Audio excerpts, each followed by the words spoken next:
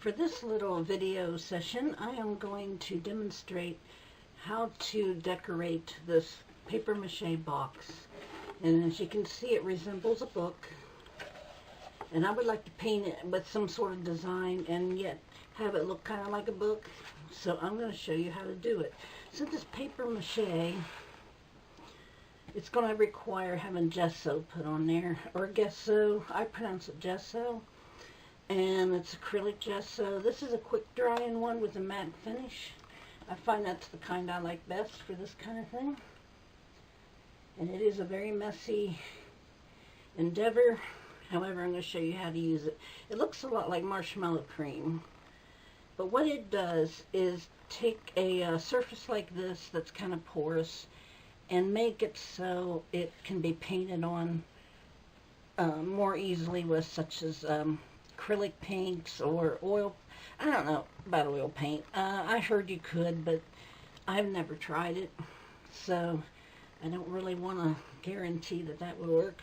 But definitely I'm going to use acrylic paint on it. And there are mediums similar to gesso for watercolor paint, but I want to do this one in acrylic, so that's what I'm going to be doing. Now sometimes it takes more than one coat of this, but I'm going to try to get away with just one. You're not going to be able to see it when I'm done painting it on there, but it definitely will make a difference. If you do not put this on, the porous material of the paper will make the paint not set on there quite like it should. And of course I may have to do this in several little mini sessions to get a good coverage, because I'm going to do all sides of the book. I call it a book, it's a box, but it looks like a book. Alright, I'm going to do the back.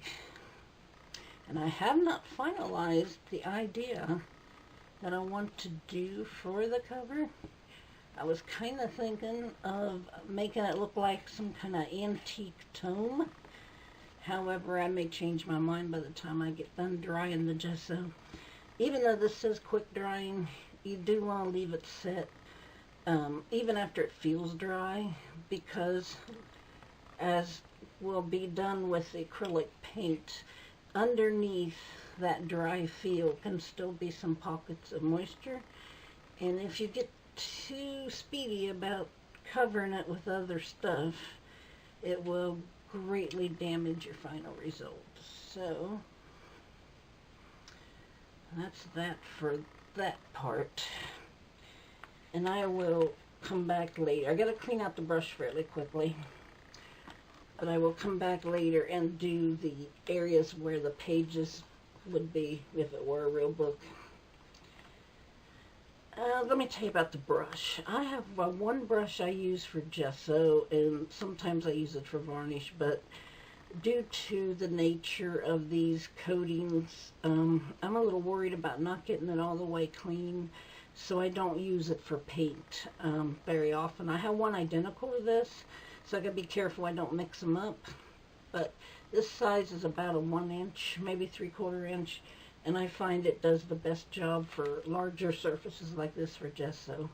And you get an idea. This one's a white gesso. You can add color to it, but since you're not going to be able to see any of it after I'm done, it's not going to matter that it's white. And I may make the book black with a design, and still you won't be able to tell I used white gesso. Anyway, let me stop this, and after it's dry, I'll come back and do a little bit more. Now that this is dry enough, well, I didn't mean for that to happen, but that often does. No problem. Oh, we got a little wet spot. No problem. Just smooth it out. Okay, it's dry enough though that I can do the area where the pages would be. Again with gesso. Messy old gesso. Anyhow, I don't think I'm going to do the inside of the cover. At least not right now. because I haven't really decided what I'm doing with this exactly.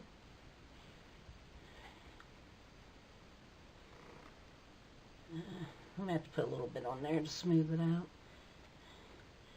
But since it's not going to necessarily hold a lot of paint on it, probably don't need much gesso.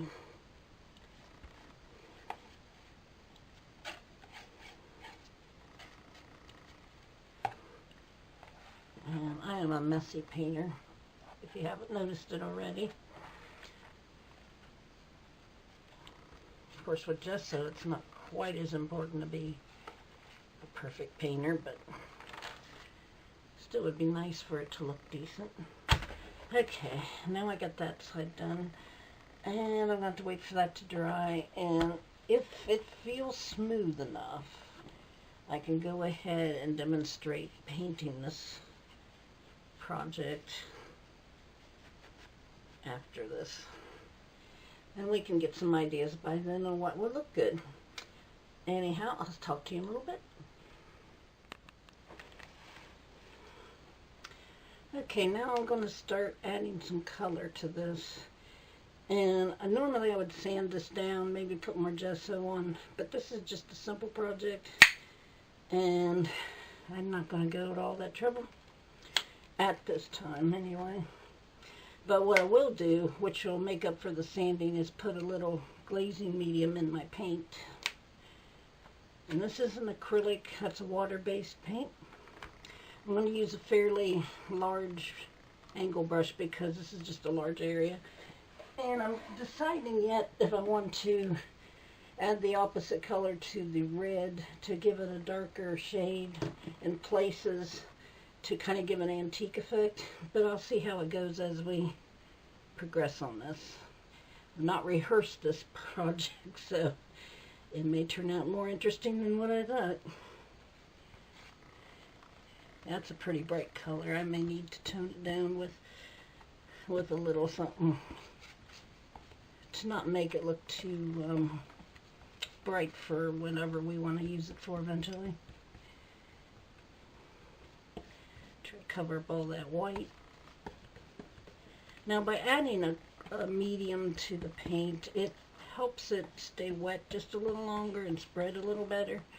So if you're wanting your paint to have less brush strokes, then you want to add some medium to it, or if you need it to stay wet a little longer.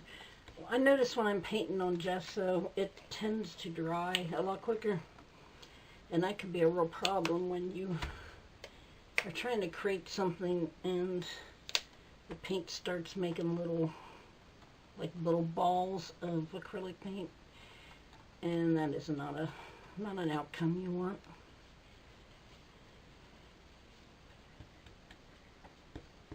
I think I did a little better adding the gel to it. I use gels and liquids interchangeably. Sometimes, depending on what you're doing, a liquid works better because you want more flow. But I find the gel gives it a little bit of body. So when you are trying to achieve a little bit of a texture, perhaps not really a 3D effect, but something similar to that on a smaller scale, then you might want to use a gel. And they do make sculpting type mediums if you're wanting to go really big into the texture. I'm adding this a little time because I really don't want to waste paint. Acrylic paint can get kind of expensive. Actually, all the paints can, even the cheap dollar stuff, if you buy enough of it. It'll be hard on the budget. That's another reason to use the mediums. You can stretch your paint a little further. The mediums themselves aren't exactly cheap, but they do seem to go a little further than the paint itself, in my experience. And again, that goes down to style and technique. This will need more than one layer, so if I want it to look good. So you can see the brush strokes in it at the moment, and I'm just giving a base coat essentially. Once you have a base coat down, anything else you put on it will go a lot better. But anyway, I'll let that dry, and then we'll come back and see what it needs. It keeps sticking to the paper, so I'm hoping it kind of quits doing that. Try to get rid of any globs. Okay, see you in a couple of minutes. Now, I think everything's dry. I can put on a second coat. I'm just mixing up my paint with my gloss medium. Start here. This is the area that'll probably get seen the most, so let me begin with that one, because I will put it on a shelf as if it's a book, but inside we can put whatever we want. It'll probably be my rock collection or more shells I pick up, because I am a collector of rocks. If I find them and they're interesting, I do pick them up, as long as they are in the public domain, like seashells on the beach. I'm going to get into painting rocks for leaving around for people to find. I enjoy finding them occasionally. I just haven't gotten into painting them yet. There we go. You can see the second coat really looks a lot better than that first coat. And that first coat's mainly just a primer for the final coat. You can't even see the brush strokes quite as prominently on the second coat, even though from my point of view where it's wet and close up, I can see it pretty well. Okay, that's the second coat. Looks pretty good. And I'm going to leave that dry, and we'll go on to the decorating the book to look like a book. Well, my paint is dry, and you can see it's a very nice coating of the red. Looks fairly smooth. And now all I've got left is the area where the pages of a book would be. And I've decided, because I got gesso all over the interior there, that I'm going to use a little bit of the burnt umber and try to make what would look like the interior of the cover. And maybe I'll even do the interior of the cover. I'm not sure yet. I'm going to see how the titanium white goes for the pages.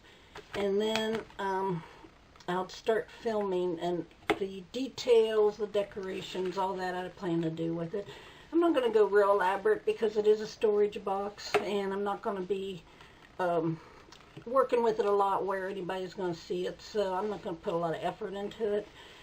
But anyway, I'll get back when I have done painted this with the white and the interior here with the brown, and you can see how I go about decorating the cover. And this is just an example of a project you can do. You can do it any color, any style, whatever you want, if you choose to do it. I will put a list of my materials and the brushes and all that in the worksheets and the materials list and all that, which should be available for download about the same time I post the video. Anyway, I'll see you in the next video.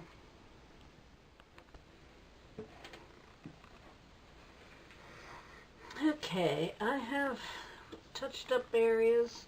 I made some brown insert. I did not gesso the inside of the cover, so you can see that it definitely would have done better if I had. But I didn't want to use up a lot of gesso. I didn't have a lot of time I wanted to spend on it.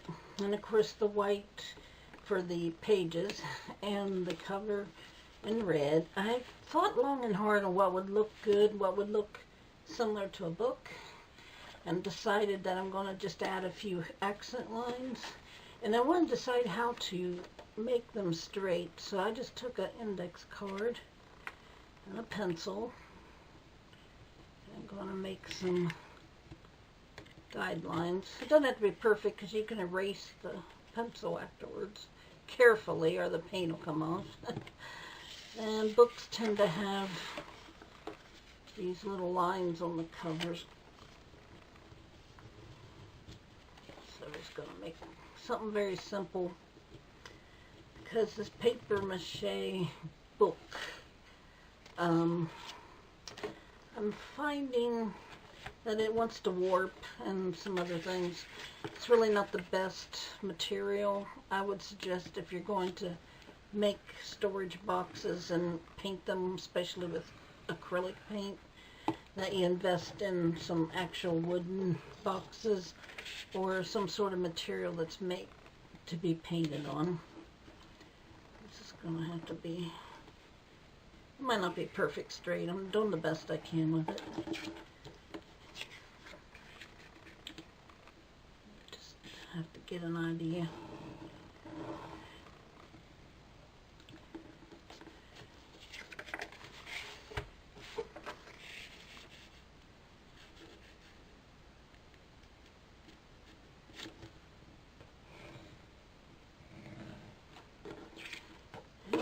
So,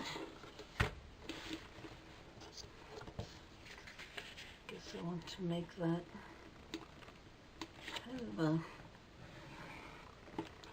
rectangle. And you can use an actual T-square, something a little fancier. But for this project, I'm not going to get all that worked up about a little imperfection.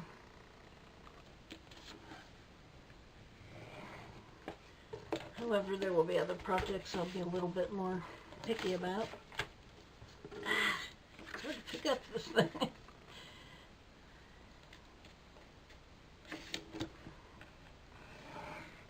You can see where I've made some mistakes in the line. Like I mentioned before, you can erase that stuff later. Or paint over it, whichever. Or call it a feature and leave it on. Okay, I got a line marked at the ends. I think I'll do the ends first. You can also use these chalk, can't remember if they're called quilter's chalk or tailor's chalk, whatever. And they'll be in your sewing department of most of your craft stores. And you can replace the little chalk lid, but it makes a much smaller chalk line than your normal student chalk. And the chalk will allow the paint to go on without causing any problems. And I chose this Indian yellow because it's kind of a gold color, but you can use whatever you want. And for this side, I'm going to need a small brush, which hopefully I can keep it in the lines. And it's going to take more than one coat probably. Even though this is pretty decent paint, it's really not gonna, that bright red is just gonna show through. Actually, I think I can use a little bit larger paintbrush, get it done a little bit quicker. My problem is with this flat brush, you can see it wants to wipe off almost as well as go on. Okay, the base coat's going to look pretty bad. It always does when you paint. There's just no way around it.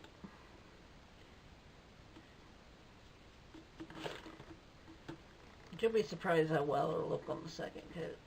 I just like the red paint. It looked kind of like this when I first put it on. Kind of nasty. So I definitely will need to do a second coat on that. And then of course inside the lines here. Now, if you don't want to watch me try to do this as neat as possible all the way around, I am going to pause the video and I'll come back when I've got that done all the way around. Okay, I went all around the mark I made there, and of course there's still wet paint over there. And as you can tell, it needs another coat, but you get an idea of how that'll look. And I will come back when I'm ready to do the second coat. This is going to take probably 30 minutes to dry well enough for me to do that coat. And then we should be pretty well done, except for the pages. And I'm going to do something a little different with that. I decided the texture of this is not going to be very, very advantageous to use paint on the page papers. it will probably take a marker. So anyway, I'll be back. Well, I had to put on a couple extra coats because I forgot that this Indian yellow is rather transparent. So I mixed it with a little titanium white, which helps it become opaque. And you have a much bolder color show up there. I also got a fatter brush and made smoother strokes. Now for the final thing I want to do is take a metallic marker and kind of, gotta take off my glasses, give this a little bit more definition. Because it's really hard with this paper mache to paint nicely on it.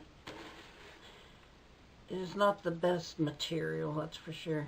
If you really want to do this and have it look nice, I would definitely go for wood, or see if you could buy a container that's made special for painting on, because this obviously is not, especially with the warping.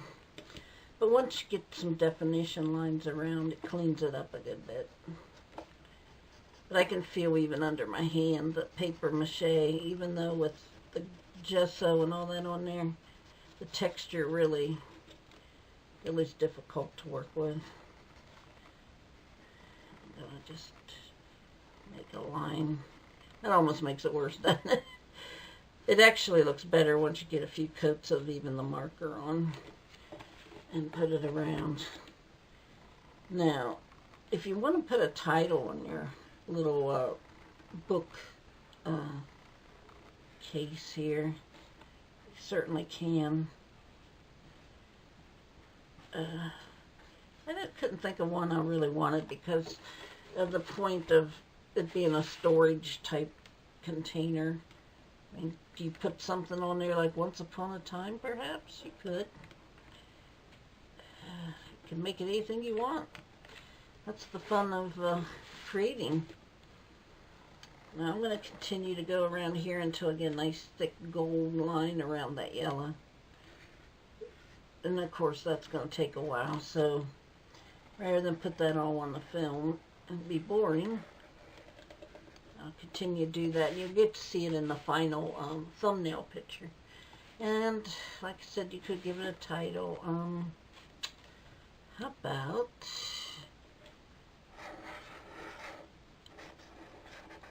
Once Upon a Time. There. And you could do the same for the thing there, but this is so hard to write on, I'm not going to do that, I think.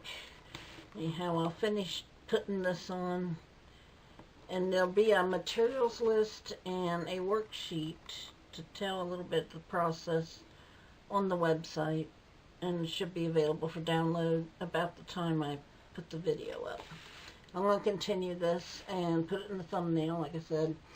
And if you try this, I hope you get creative. Choose your own colors, your own style, your own title, whatever you want. Oh yeah, I forgot the pages.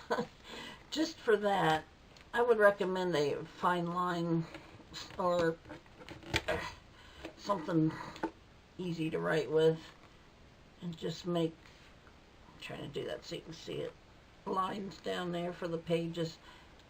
If you have something to make them straight, that's probably better. Although if you look at a book, when it's on its side, once you read a book, the pages start warping a little bit, and your favorite pages start wanting to open to that page, things like that. But you can. I wouldn't probably go to all this trouble if I was doing this for my own general use, but you absolutely can do what you want with it. And I'm going to continue with that, and like I say, I'll post the thumbnail. Well, I hope you enjoyed this little project, and I'll see you in another project.